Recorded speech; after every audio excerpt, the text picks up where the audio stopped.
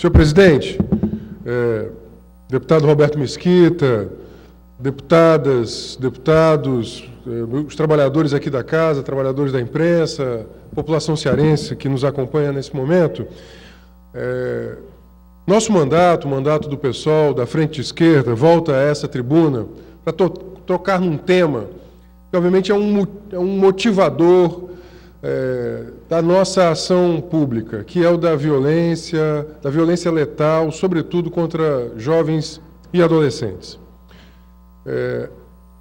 Amanhã completam-se 30 dias da maior chacina que aconteceu, ou que se tem notícia, na história do Ceará.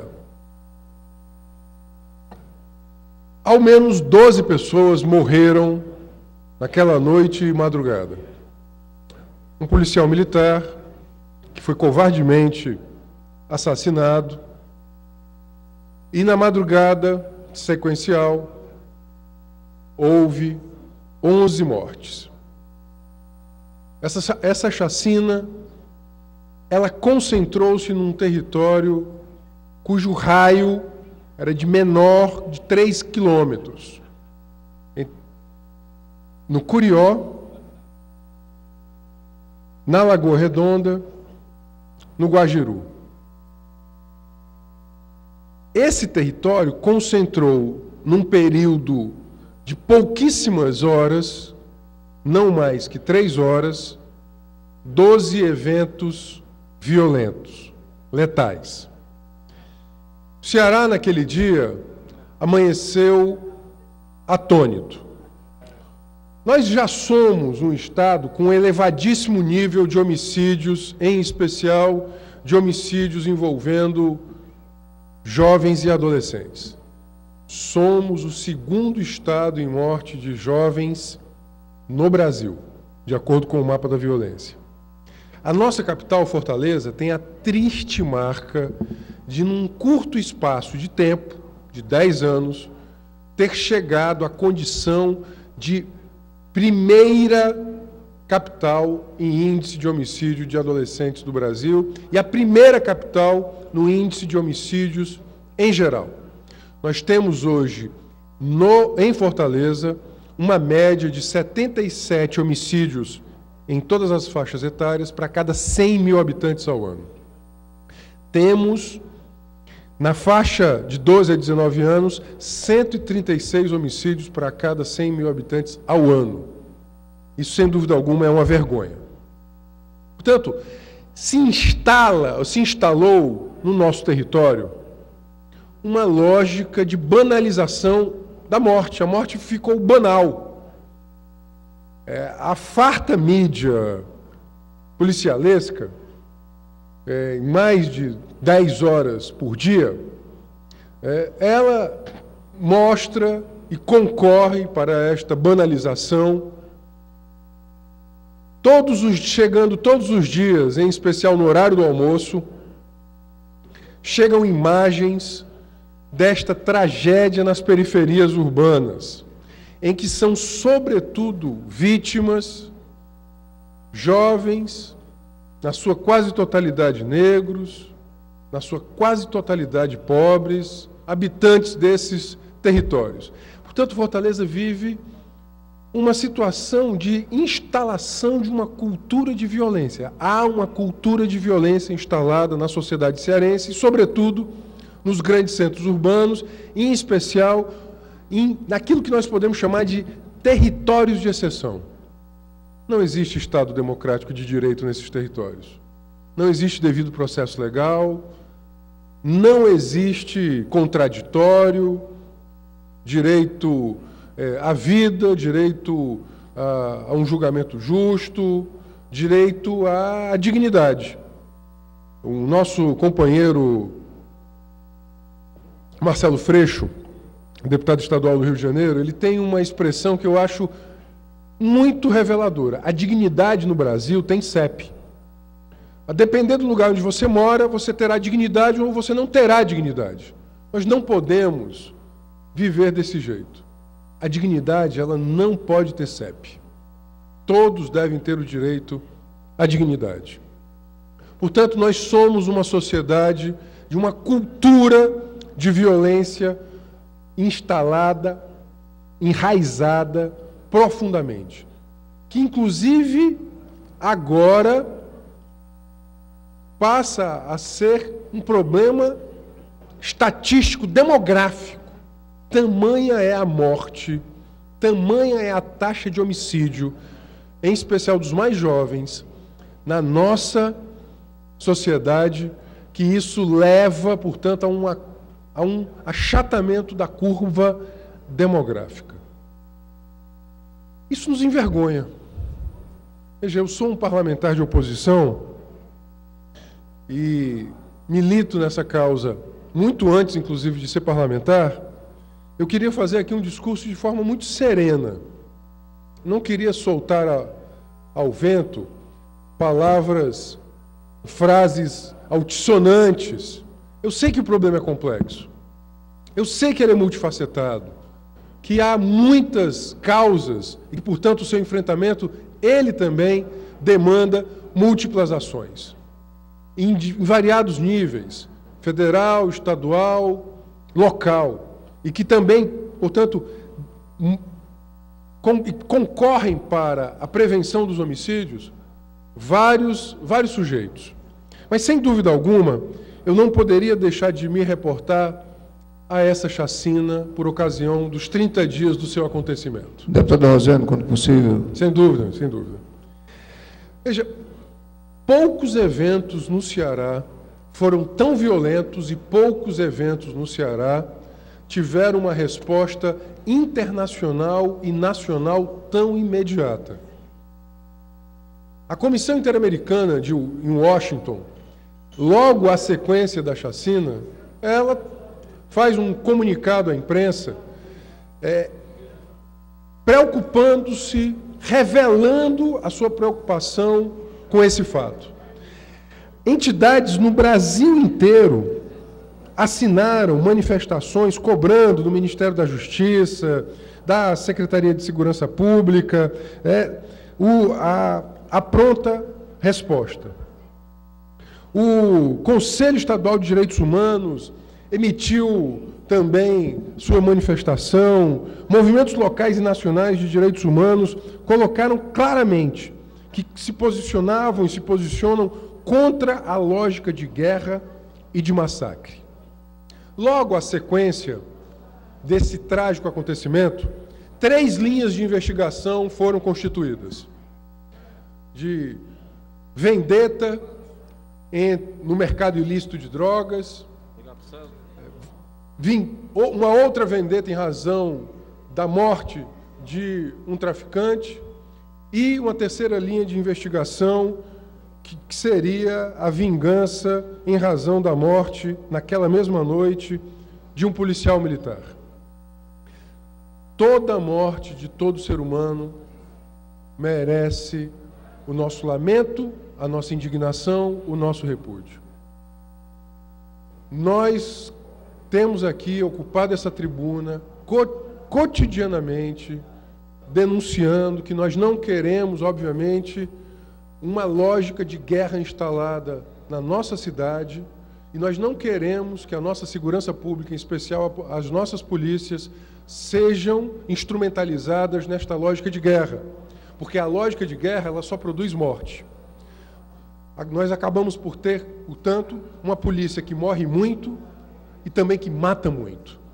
No caso brasileiro, que é esse outro motivo de preocupação, nós temos uma força policial que isso dados oficiais do próprio Secretaria Nacional de Segurança Pública, revelam que o número de mortes em intervenções policiais já é superior, por exemplo, ao número de mortes em latrocínios.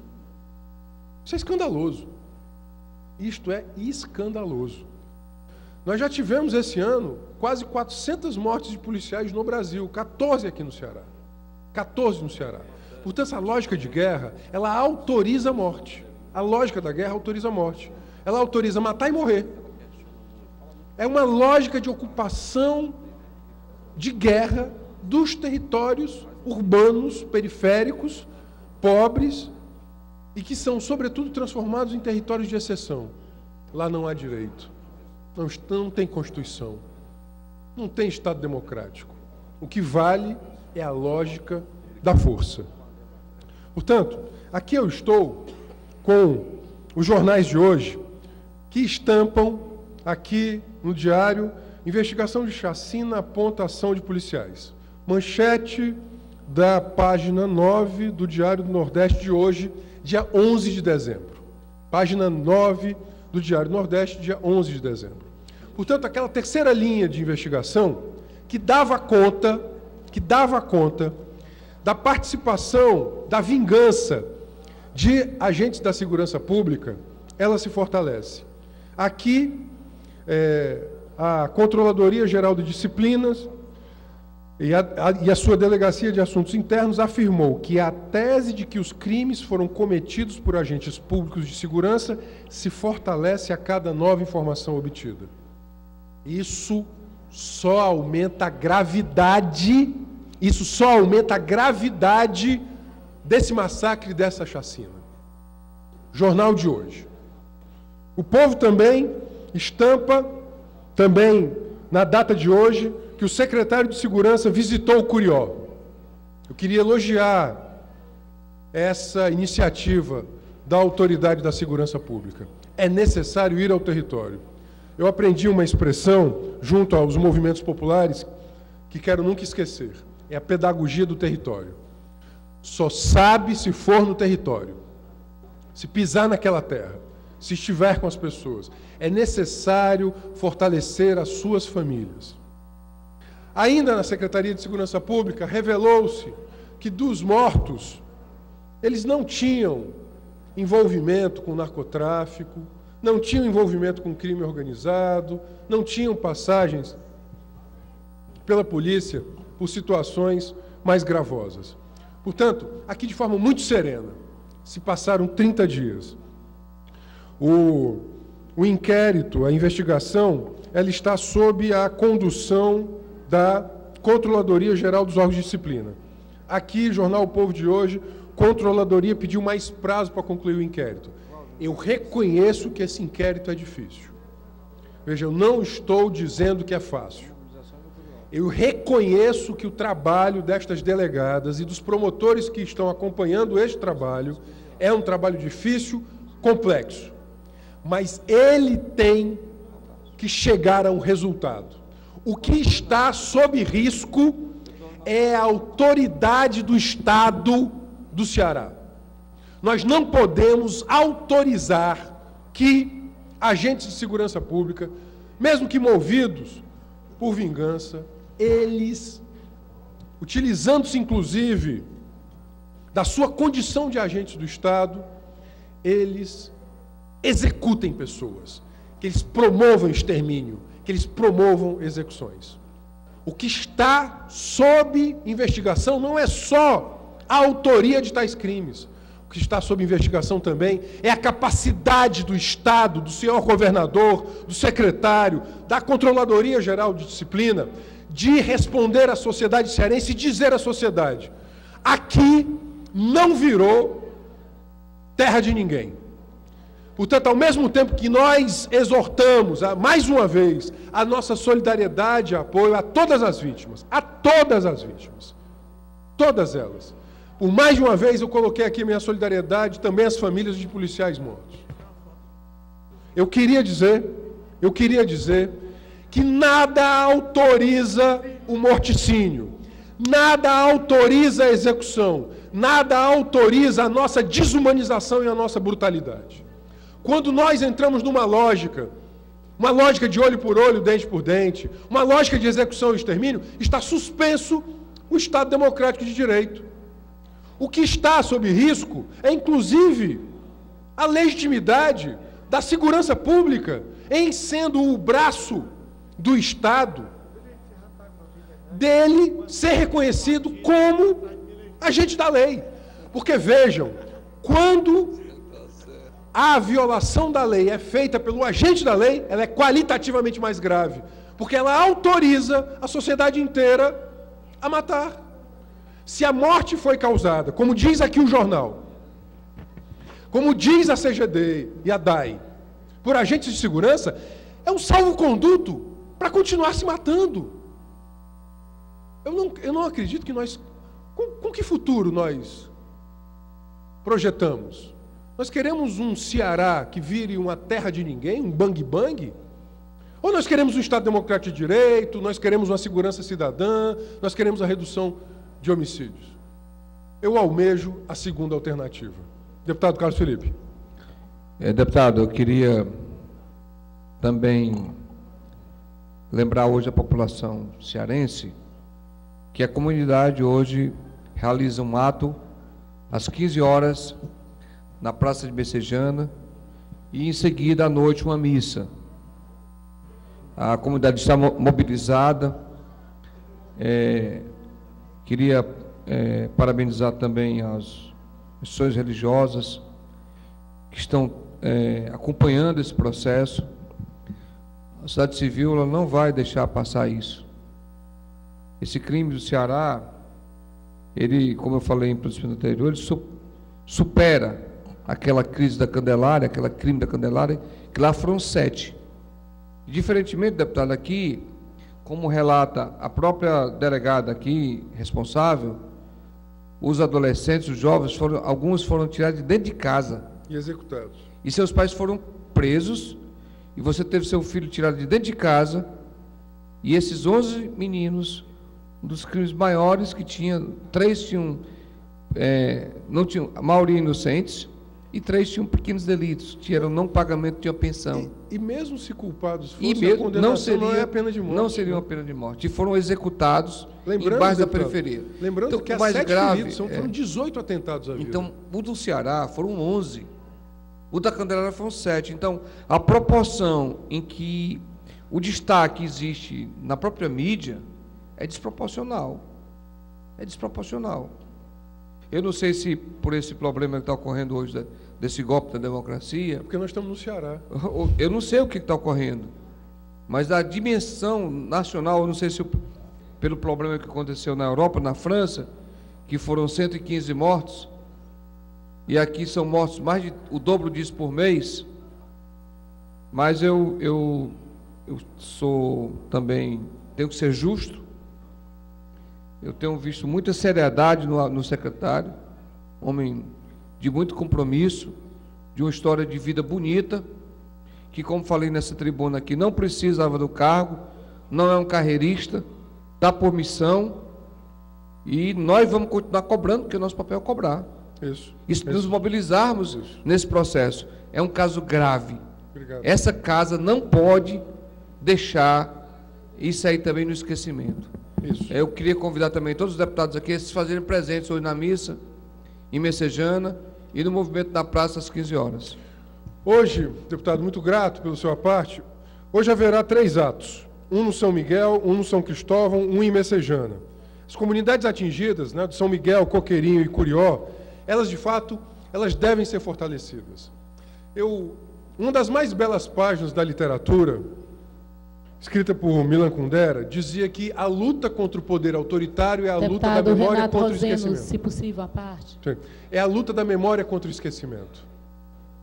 A luta contra o poder autoritário é a luta da memória contra o esquecimento. A gente não pode esquecer. A gente não pode deixar esquecer. Veja, aqueles pais tiveram seus filhos executados covardemente. Nada autoriza isso. E se isso foi feito por agentes de segurança, o que está, portanto, sob risco é a autoridade máxima do Estado.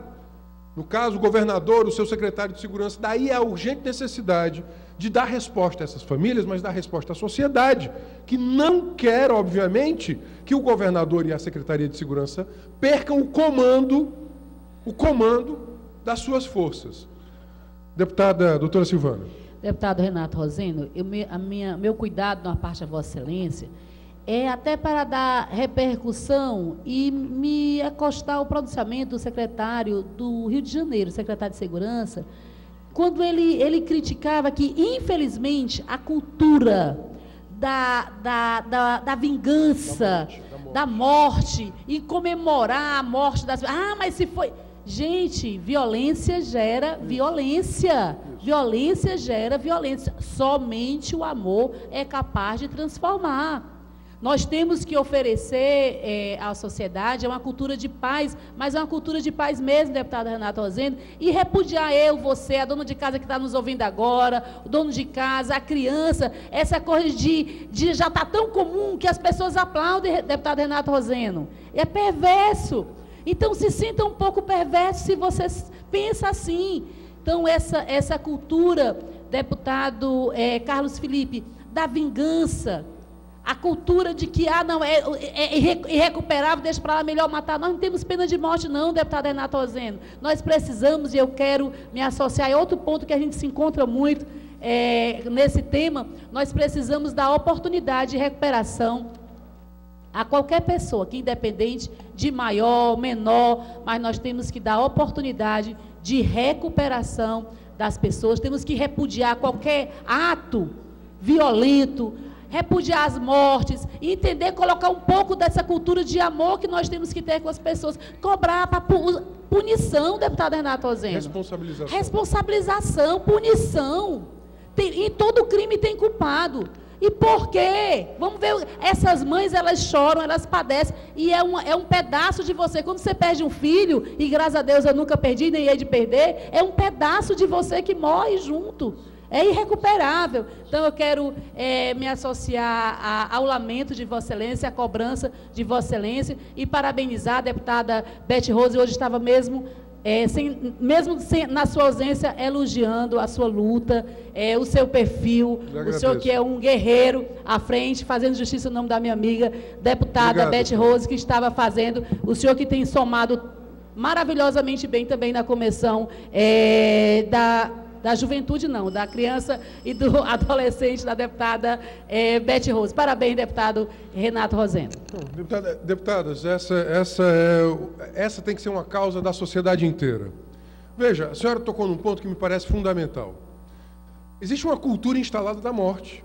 Essa ideia de que bandido bom é bandido morto, que 50% das pessoas responderam positivamente a essa afirmação numa recente pesquisa do Datafolha, só demonstra o grau de brutalidade a que nós estamos submetidos, e as pessoas incorporam esta brutalização. Portanto, por isso mesmo, e eu queria agora finalizar o meu pronunciamento, colocando que nós precisamos, veja, nessa chacina, nós temos que dar respostas efetivas à sociedade.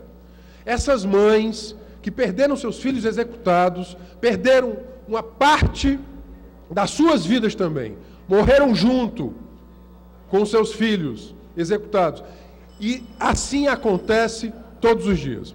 Portanto, nessa data de hoje, em que completam-se 30 dias dessa chacina, eu queria dizer aqui, da tribuna da Assembleia, em nome do mandato da Frente de Esquerda e do PSOL, para que não se esqueça e para que nunca mais aconteça.